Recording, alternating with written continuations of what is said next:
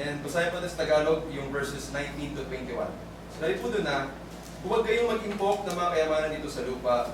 Dito ay may linirang insekto at kalawang at may nakakapasok na magnanakaw. Sa halip, mag-impok kayo ng kayamanan sa langit. Doon ay walang naninirang insekto at kalawang at walang makakapasok na magnanakaw. Sapagkat kung nasaan naroon ang iyong kayamanan, ay naroon din ang iyong puso. Tulad po na sinabi ko kanina, na do not let our hearts and minds desire the world, but the heavens. Mag-ipon tayo sa lupa na may pagkakakontento, at yun din ay mas pag-idihan natin na mag-ipon din tayo ng kayamanan sa langit. In what way, no? Sa pamamagitan po ng pagsunod sa utos, pagsamba, sa pananampalataya, paggawa ng mabuti, at sa iba pang mga bagay na para sa Panginoon. So sa pamamagitan po ng tatlong yan, ay marutunan po natin kung paano maging kontento. Lagi po tataan na magtiwala, magpasalamat, at mag-ipon para sa kayamanan sa langit. May gilaman po ito. So ating bilang conclusion po ng ating pag-aaral, ay isisayin po natin yung mga key points about contentment biblically. So first, God is enough. Sapat na ang Diyos para sa atin. Contentment is learned o natututunan. Pangatlo, contentment comes from trusting God's provision. Yung pagtitiwala sa Panginoon na ibigay sa atin yung ating pangangailangan. Pangapat, gratitude strengthens contentment. Yung pagpapasalamat sa araw-araw, sa maliit na bagay, yun yung napapalakas sa atin na makontento tayo dahil we are gratified na sapat na yung mga bagay na yung para sa atin. Lima, comparison destroys contentment. So comparison, love of money, and yung worry and anxiety, it will destroy contentment and it will change one of us. And last is Christ is the ultimate source of contentment.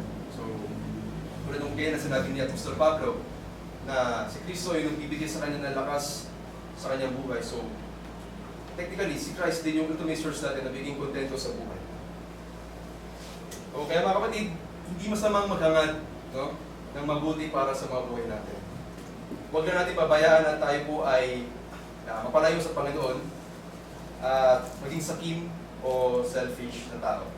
Sana po ay nakapulot po kayo ng aral sa ating sermon at muli ako yung papasalamat sa Diyos sa inyong pakikinig at magandang umaga.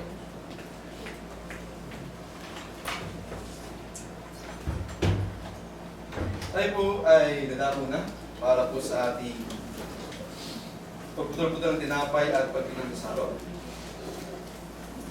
Tayo po muna umawit sa page 308.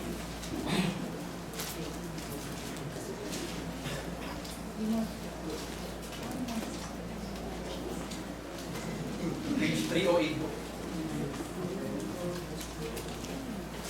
On Calvary's road, my Savior died. Ready? Sing. On Calvary's road, my Savior died. Was there my Lord was crucified, was on the cross, He bled for me, and purchased them.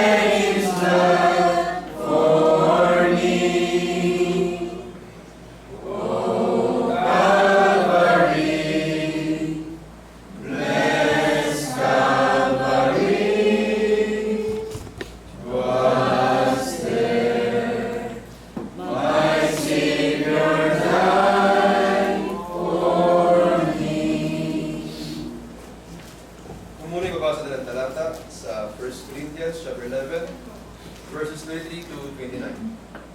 Dito po sinasabi, sapagkat tinanggap ko sa Panginoon ang ibinibigay ko naman sa inyo, na ang Panginoong Hesus sa gabing siya'y pagkanulo ay dumumpot ng tinapay. At nang siya'y makapagpasalamat ay kinapinagputol-putol at sinabi, ito ay aking katawan na pinagputol-putol dahil sa inyo. Gawin niyo ito sa pagkaalaala sa akin. At gayon din naman hinawakan ng saraw pagkatapos sa makahapon na sinasabi, ang saraw ito ay siyang bagong tipan sa aking dugo. Gawin niyo ito sa tuwing kayo mag-isinom sa pag-aalaala sa akin. Sapagkat sa tuwing kain ninyo ang tinapay na ito at inuman ninyo ang saraw, ay inihayag ninyo ang pagkamatay ng Panginoon hanggang sa dumating siya. Kaya ang sino mang kumain ng tinapay o uminom sa saraw ng Panginoon na di nararapat, ay magkakasala sa katawan at dugo ng Panginoon. Datapwat siya sa atin ang tao ang kanyang sarili at saka kumain ng tinapay at uminom sa saraw. Sapagkat ang kumakain at uminom ay kumakain at uminom ng hatol sa kanyang sarili, kung hindi niya kinikilala ang katawan ng Panginoon.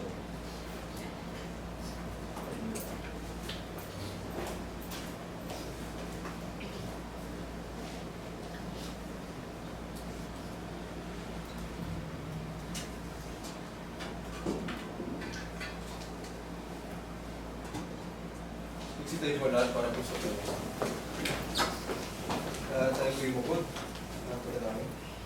O Diyos, sa mga makapangyarihan sa lahat, Panginoon, kami po ay naging papasalamat sa kakataon po na yung binigay po sa amin. Muli ay aming nalahanin sa liwain ng kailangan ng anak sa Kristo sa Panginoon. Narito po, hawak na yung mga lingkod, ang katas ng ubas sa sigis-siguro sa ulo, naging ng tinapay ng libadura na sigis-siguro naman sa mga katawan. Dalangin po namin, Panginoon, na basbasan niyo po mga pangkin ito at ang bawat isa po sa amin na tatanggap, nawa po ay magaling po sa amin ang kapatawaran sa lahat po namin pagkakasala at pagkukulang at gayon din ay naging kaya-aya at ilulugod kami sa iyong harapan. Dalangin din po namin na iyong palakasin ang aming pananampalataya sa buhay at patuloy na gabayan kami sa aming mga araw-araw namin ginagawa po. Ito po ang aming sa dalangin sa ngalan po ng anak na si Kristo Jesus na tagapagligtas. Amen.